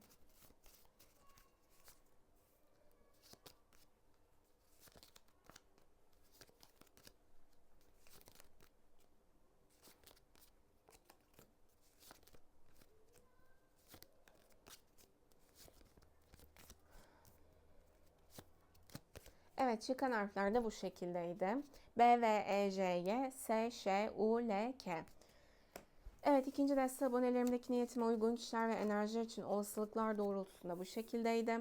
Uyumlandığınız ölçüde abone olabilir, beğenerek destek olabilirsiniz. Özel açılımlarla ilgili her videonun altında iletişim adresleri mevcut. Yine hem tarot atölyesi ücreti, başta söyledim, o baştaki konuşmaları dinleyin bakın. Sonra açıkladığım şeyleri tekrar soruyorsunuz. Ben videoda zaten zaman ayırmışım. Ücretsiz şekilde sana uzun uzun anlatmışım yani.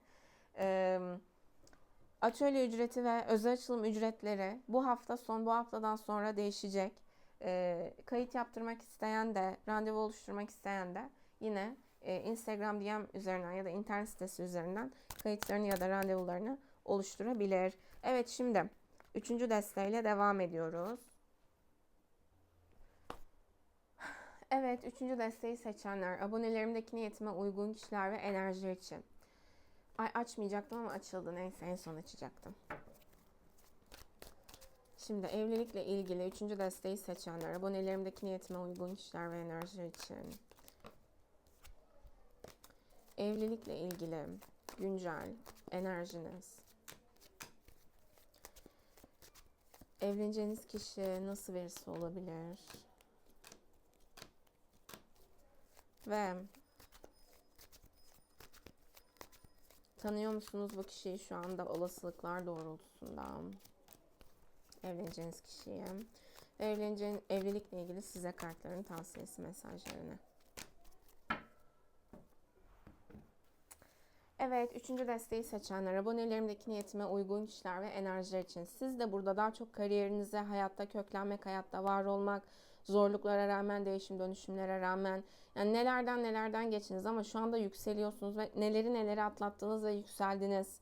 Hani kendinizi var ediyorsunuz, bolluk, bereket, kariyer, köklenme, bununla ilgili süreçlerden geçiyor olabilirsiniz. Ve bu kartı görür görmez hissettiğim, iş, kariyer, eğitim, para bağlantıları üzerinden tanıdığınız ya da buralar üzerinden tanışacağınız kişi olabilir. Evleneceğiniz kişi gördüm. Yine hayvanlara, doğaya bol bol destek olup yardım edip fidanda bağışlayabilirsiniz. Burada güncel enerjinizle devam ettiğimizde köklerle ilgili bir şey hissediyorum. Yani köklerle barışamamak, belki aile olma duygusuyla barışamamak, yaşanılanları hazmedememek ve karşınıza belki hep aslında aile içerisinde yetişirken yaşadığınız sorunların üzerinizdeki etkisini çözebilmenize ayna tutabilecek kişiler de karşınıza çıkmış olabilir. Bazılarınızın belki bir evlilik, zor bir evlilik ya da zor bir ilişki, bu gibi süreçlerle. Aslında siz şu anda evlilikle ilgili nasıl bir enerjidesiniz biliyor musunuz? Size göre olmayan, size uygun olmayan kişilerden korunduğunuz bir süreç içerisindesiniz. Bu kişi evlenmek istiyorum dese de ya da hali hazırda eşiniz, belki bilmiyorum, kendinize göre düşünün. Burada hayat size böyle erteleme gibi gözüken, mesafe gibi gözüken, özellikle ertelemeler üzerinden mesajlar çok alıyor olabilirsiniz. Olmadık pürüzlerin çıkması, aslında korunduğun için diyor kartlar. Sanki şu anda geride bırakmanız gereken, size göre olmayan bazı kişilerden, bazı yerlerden hayat size uzaklaştırmaya çalışıyor. Aslında size koruduğu için. Bazı kötü kapıları, sizi anlamayacak kapıları hayat sanki kapatıyor. Çünkü arkası belki cehennem, iptal negatif kötü şeylere ama burada size göre olmayanı geride bırakmayı bildiğiniz, ertelemeler, işte hani bu pürüz neden çıktı, bu anlaşmazlık neden çıktı diye düşündüğünüz konular, belki işte kültür farkı, yaş farkı ya da başka konular üzerinden anlaşmazlıklar, belki o tarafın sizi istememesi, sizin o tarafı istememeniz, engeller, işte mesafeler, açıkça istemiyorum demiyordur ama sürekli erteliyordur, sürekli mesafe koyuyordur, kapısını kapatıyordur, yani hani örnek veriyorum. Çünkü sana uygun olmayandan hayat seni korumaya çalışıyor ve kendi yoluna git ki bu süreç tamamlansın ve sana uygun olanla yolun kesişsin. Bunu diyor sanki. Güncel enerjiniz birazcık geçmiş bağlantılı, böyle blokajlı, karmik, iptal negatif kötü şeyler ama bırakmayı öğrenmeniz gereken, ilişki özgürleşmeyi öğrenmeniz gereken ve bazı kişilerin gerçek yüzüyle yüzleşip hatta yola devam etmeniz gereken etkilerle gözüktü. Sanki bu böyle biraz zorlu ama aslında korunduğunuz süreçlerden geçtiğinizi söyledi kartlar, olasılıklar doğrultusunda. Şimdi evleneceğiniz kişi kim olabilir? Güzel çıktı yine, maşallah diyelim. Şimdi çok su etkili birisini görüyorum. Yengeç, akrep, balık etkili birisi olabilir. Babacan birisi olabilir. Kız çocuk demek istedim. Gözümün önüne kız çocuk babası geldi. Ee, Belki böyle çok güzel bir kız çocuğunuz olabilecek olabilir. Hani kadınlar için o babaların kız çocuğa böyle o babacan davranışları hep böyle daha etkileyicidir ya. Bu kişide de böyle bu tarz böyle o nasıl diyeyim caring, e, nasıl söyleyebilirim onu? Bakımsal diye. Ay nasıl söyleyeceğim onu şu anda? Kelime şey yapamadım.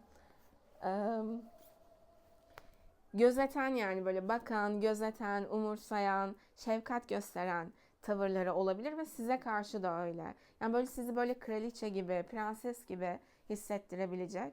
Yengeç su etkisini yoğun görüyorum ama bir tık ateş etkisi de olabilir. Yengeç, akrep, balık ya da bu etkiler çok yoğun ama bir tık koç, aslan, yay etkisi de olabilir. Ama su etkisi daha yoğun, ateş etkisi de var olabilir diyor kartlar. Yani hem koç, aslan, yay, daha doğrusu hem yengeç, akrep, balık hem koç, aslan, yay etkili birisi olabilir. Sizi böyle el üzerinde tutabilecek, sosyal çevresi tarafından sevilen birisi, tanınan birisi olarak gözüküyor kartlarda gördüğüm. E, Yine burada da sizin peşinizden koşma enerjisini görüyorum. Bu kişiyi tanıyor olabilirsiniz. Gördüğüm. Bu kişiyi engellemiş olabilirsiniz. O sizi engellemiş olabilir. Bağımlılık sorunları olabilir bu kişinin. Ya da böyle hani nasıl diyeyim? Çünkü bir korkusunu aşarak da geleceği gözüküyor. Bakın sanki yüz vermiyor kadın ona. Ama erkek çok sevdiği için hani çoktan kaptırmış zaten diyesim geldi. Bu kadının peşinden gidiyor, etkilemek istiyor. Ama o da diyor ki geçmişte sende şu vardı, bu vardı. Belki bağımlılıkları, işte ödemeleri ya da kötü davranmıştı, şu durum vardı, bu durum vardı. O engellerden dolayı, engel olarak gördüğü şeylerden dolayı kadın zaten kendi enerjisini korumak için arkasını dönmüştü. Ama o erkek o kadının korkularını aşmak istediği şekilde, bakın şifa, o bağımlılıklar, işte o karmik süreçler, bunlar şifalanıyor artık diyor kartlar. Burada gördüğüm. Özellikle bağımlılık teması hissettim ya. Yine negatif kötü şeyleri hep de iptal diyelim ama böyle birisi sanki ve ben tanıyorsunuz gibi hissediyorum ve hani belki kendinizi zor kurtardınız ya da aman aman hani e, ya da böyle çok zorlu şeyler yaşadığınız, yaşatmış birisi olabilir.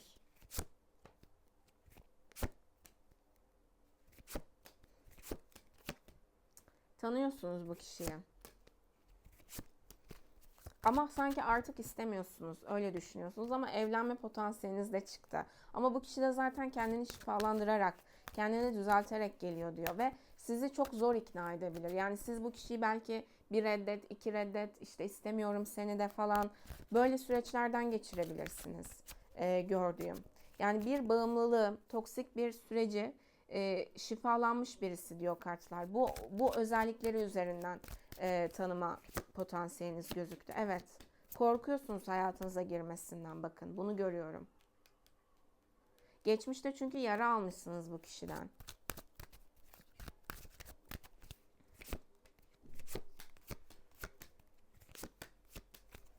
Sizi çok seven birisi olarak gözüküyor ya da evlilik içerisinde sevebilecek. Evet.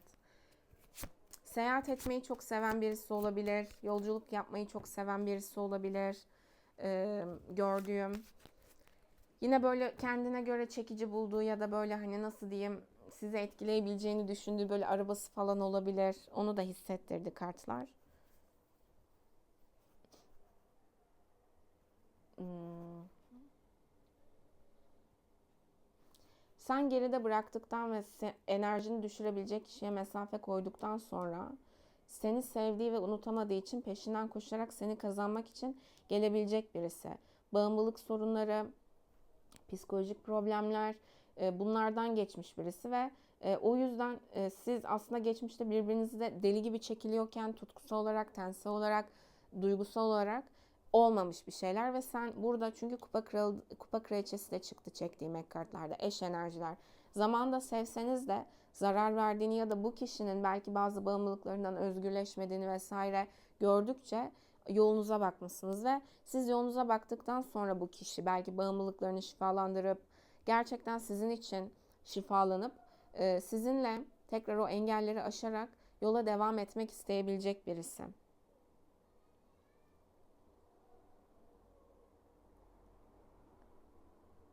Ve böyle herkesin içerisinde de size olan ilgisini, sevgisini, saygısını, el üzerinde tutma durumunu gösterebilecek birisi.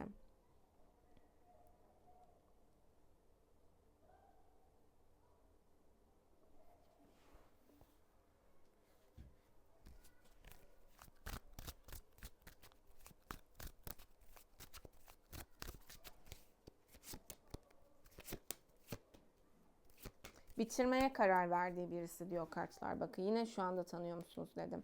Ya bazılarınız belki duymak istemeyecek ama eski eş gibi de hissettim açıkçası. Çünkü burada da biraz böyle enerjiler çıktı.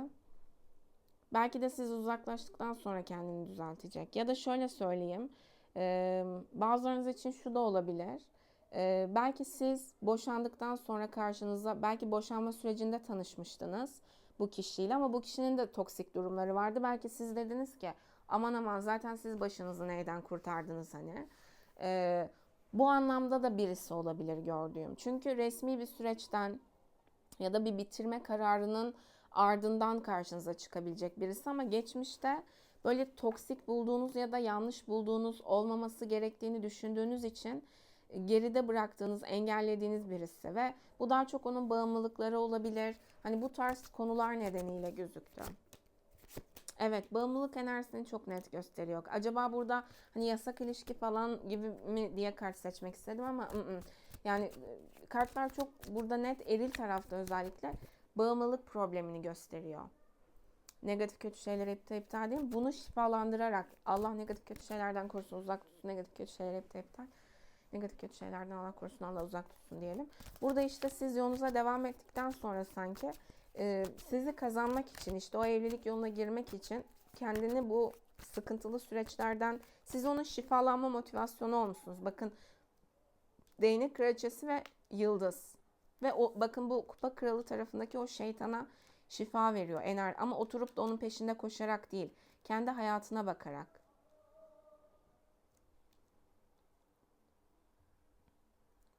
Ya kendini düzeltmesi gerektiği bir ilham bulduğu bir kadın olabilirsiniz bu kişi için.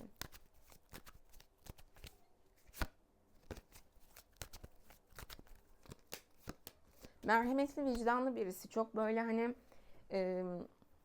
belki kız çocuklarına ayrı böyle hani kız çocuğu çok olsun isteyen birisi falan olabilir. Bunu ilk başta çok hissettim çünkü. Ve çevresi tarafından da sizinle barışması, size adım atması, sizi kazanması doğrultusunda desteklenen birisi olabilir. Hani git adım at, işte barış gibi bu etkileri de görüyorum.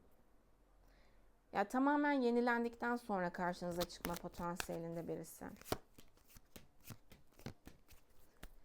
Kendi işini yapıyor olabilir, yol göstericilik, eğiticilik, yaşça küçük kişilerle böyle belki iş yapma gibi durumları da olabilir.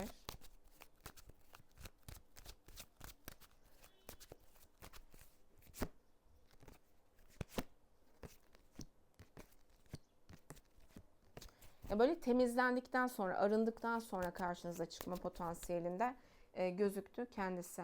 Yengeç, akrep, balık, merhametli, vicdanlı, çevresi tarafından sevilen, tanınan ve size adım atması doğrultusunda desteklenebilecek, geçmişten de daha karmik gibi gözüken bir bağlantı üzerinden tanıştığınız ama siz kendi enerjinize sahip çıkmanızla bu karmik bağın şifalanması, çünkü burada belki bu şekilde ders alıyorsun yani. O yüzden zamanında karmik gözüken bir ilişki ileride böyle bir ilişkiye de evrilebiliyor işte.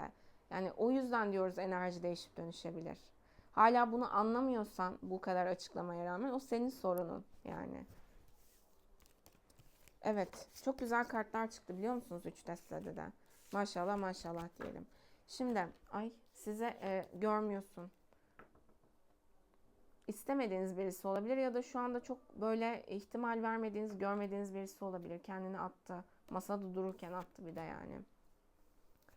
Size evlilikle ilgili kartların tavsiyesi. Siz şu anda bir döngüden kurtulmanız gerekiyor. Bunu görüyorum. Emek verdiğiniz için çıkamadığınızı düşündüğünüz maddiyatı, maddi sıkıntıları öne sürerek çıkamadığınızı düşündüğünüz bir döngünüz söz konusu sanki sizin ve ama enerjinizi düşüren, Ya benim bu insanlarla ne işim var dediğiniz iptal negatif kötü şeylere. Hani bu ne alaka, siz ne alaka dediğiniz. E, Enerjinize, kalitenize denk görmediğiniz sanki bir döngünüz var. Şu anda hayatınızda ilişki süreçleriyle ilgili, evlilikle ilgili kartların size tavsiyesi, önce sen şu anda aslında çıkmaktan korktuğun ama içinde bulundukça da rahatsız olduğun ama bir türlü de çıkamadığın o döngüden çıkmaya cesaret et önce diyor kartlar size. Ve burada yine kendi kalitenize uygun işler yapmak, kendi kalitenize uygun yaşamak, öz sevgi, öz saygı, özgüven, özdeğer enerjisine geçmek sizin için çok önemli. Yeni şeyler öğrenmek, kendinizi geliştirmek, ufkunuzu geliştirmek. Çünkü kaliteniz düşmüş, bunu görüyorum. Hani o yüzden de daha kaygılı, daha böyle stresli, maddiyatla ilgili, kariyer hayatıyla ilgili bir süreç içerisine, döngü içerisine sokmuş hayat sizi. Çünkü bakın yine Güneş Ay Tarot'la kanalımda paylaştığım o ikinci videomdaki enerjilere çıkıyor olay. Çünkü çevrende bağını kesmen, mesafe koyman gereken enerji vampirleri söz konusu. Bolluk bereket enerjisindeyken seni böyle hayatla ilgili kaygıya, o nasıl diyeyim, o düşük enerji, işte hani ilkel beyin, sadece hayatta kalma dürtüsüyle yaşamak gibi. Ama sen çok daha fazlasısın. Yani ye iç uyu kalk, bunun için yaratmadı Allah seni. Bir şey ortaya koyacaksın. Bu dünyaya iyi, güzel, merhametli, vicdanlı izler bırakacaksın. O yüzden çevrende bu kaliteye uygun olmayan kişilerden sıyrılman gereken süreç var. Bu döngüden sen çıkabilirsin. Yeni şeyler öğrenerek, cesaret ederek burada bu döngülerden çıkabilirsin. Beklemeyi bıraktığında, ne zaman görecekler, ne zaman bilecekler, kaygılanmayı bıraktığında, sen yola devam ettiğinde ve o kalitesiz şeyleri yaparak ya da kalitesiz düşünceleri, kaygıları, stresi çalıştırarak değil. Nasıl çıkabilirsin? Meditasyon araştırmak, eğitim araştırmak, yeni şeyler öğrenmek, spora başlamak. Yani bir sürü yolu var bunun. Ve senin kararınla olacak bu. Sen karar vermediğin sürece bu bir döngü ve seni düşürecek ve enerjin düştüğü için de hani ne alaka bu kişi diyeceğin kişilerle karşılaştırması gibi hayatın size iptal. O yüzden artık kalitesizlikle hayatını sürdürmek istemiyorsan ve güzel bir evlilik enerjisine geçmek istiyorsan burada kartlar diyor ki size, bakın evlilik açılımı gibi ama ne kadar mentorluk gibi yani. Çünkü burada yorum yapan kişinin de işte o kalitesi ortaya giriyor. Çünkü burada kartlar diyor ki enerjini aşağı düşüren kişiler var. Ve o yüzden belki layık olmadığın kişilere layık olduğunu zannediyorsun. Ve mutsuz oluyorsun. Hep böyle bir kaygı, korku, stres. Hani o bir insanın kendini var edememesinin getirdiği rahatsızlık aslında. O yüzden bu döngüden çıkman gerekiyor. Bunu da sen yapacaksın, başkası değil. Karar vereceksin, o döngüden çıkacaksın, adım atacaksın. Ondan sonra o kaliteli enerjiler hayatına girmeye başlayabilir diyor kartlar size. Yükseltmeniz lazım enerjinizi. Çok yani hak etmeyen kişilere, değerinizi anlamayacak kişilere verilen emek, zamandan dolayı, tabii değerini vermediği için bu kişinin seni zaten maddi kaygı ve endişeye sokması çok normal. Hani buradaki döngüyü görün işte. Artık çıkman gerekiyor. Beklemeyi bırakman gerekiyor. Ki güzel insanlar, değerini bilen insanlarla karşılaş ve en başta kendin değerini bil. Çünkü bakın açılım içerisinde değnek kraliçesi olarak çıktınız. Değnek kraliçesi nerede? Buradaki enerji nerede? Geçmen gerekiyor o enerjiye işte. Şifalandığında, özgürleştiğinde o değerini bilecek, seni el üzerinde tutacak kişi evlilik enerjisiyle hayatına girebilir. Burada belki sen kaybetme korkusu yaşıyorsun ama seni şu enerjiye sokacak insanlardan, kişilerden, olaylardan, işlerden, durumlardan uzaklaştığında onlar kaybedecek aslında, bunu bil. Gözünüzü açmanız gerek. Güneş Ay Tarot'la kanalıma abone olun ve oradaki videoları da izleyin. Son zamanlarda çok bu doğrultuda kolektifte mesajlar çıkıyor. Evet, orada çok daha detaylı, çok daha güzel de zaten yine aktardım. Üçüncü deste harflerle de devam edelim. Kanalımın adı Güneş Ay Tarot'la. Abone olabilirsiniz. Evet, evleneceğiniz kişi.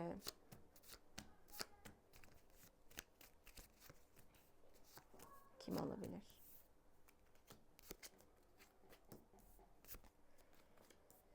V, F, I, H, O, C, Ü, B, E, S harfleri çıktı. Burada 3. deste için olasılıklar doğrultusunda. Harfler her zaman işin daha eğlence kısmı. Siz daha çok akışta çıkan enerjiye odaklanabilirsiniz.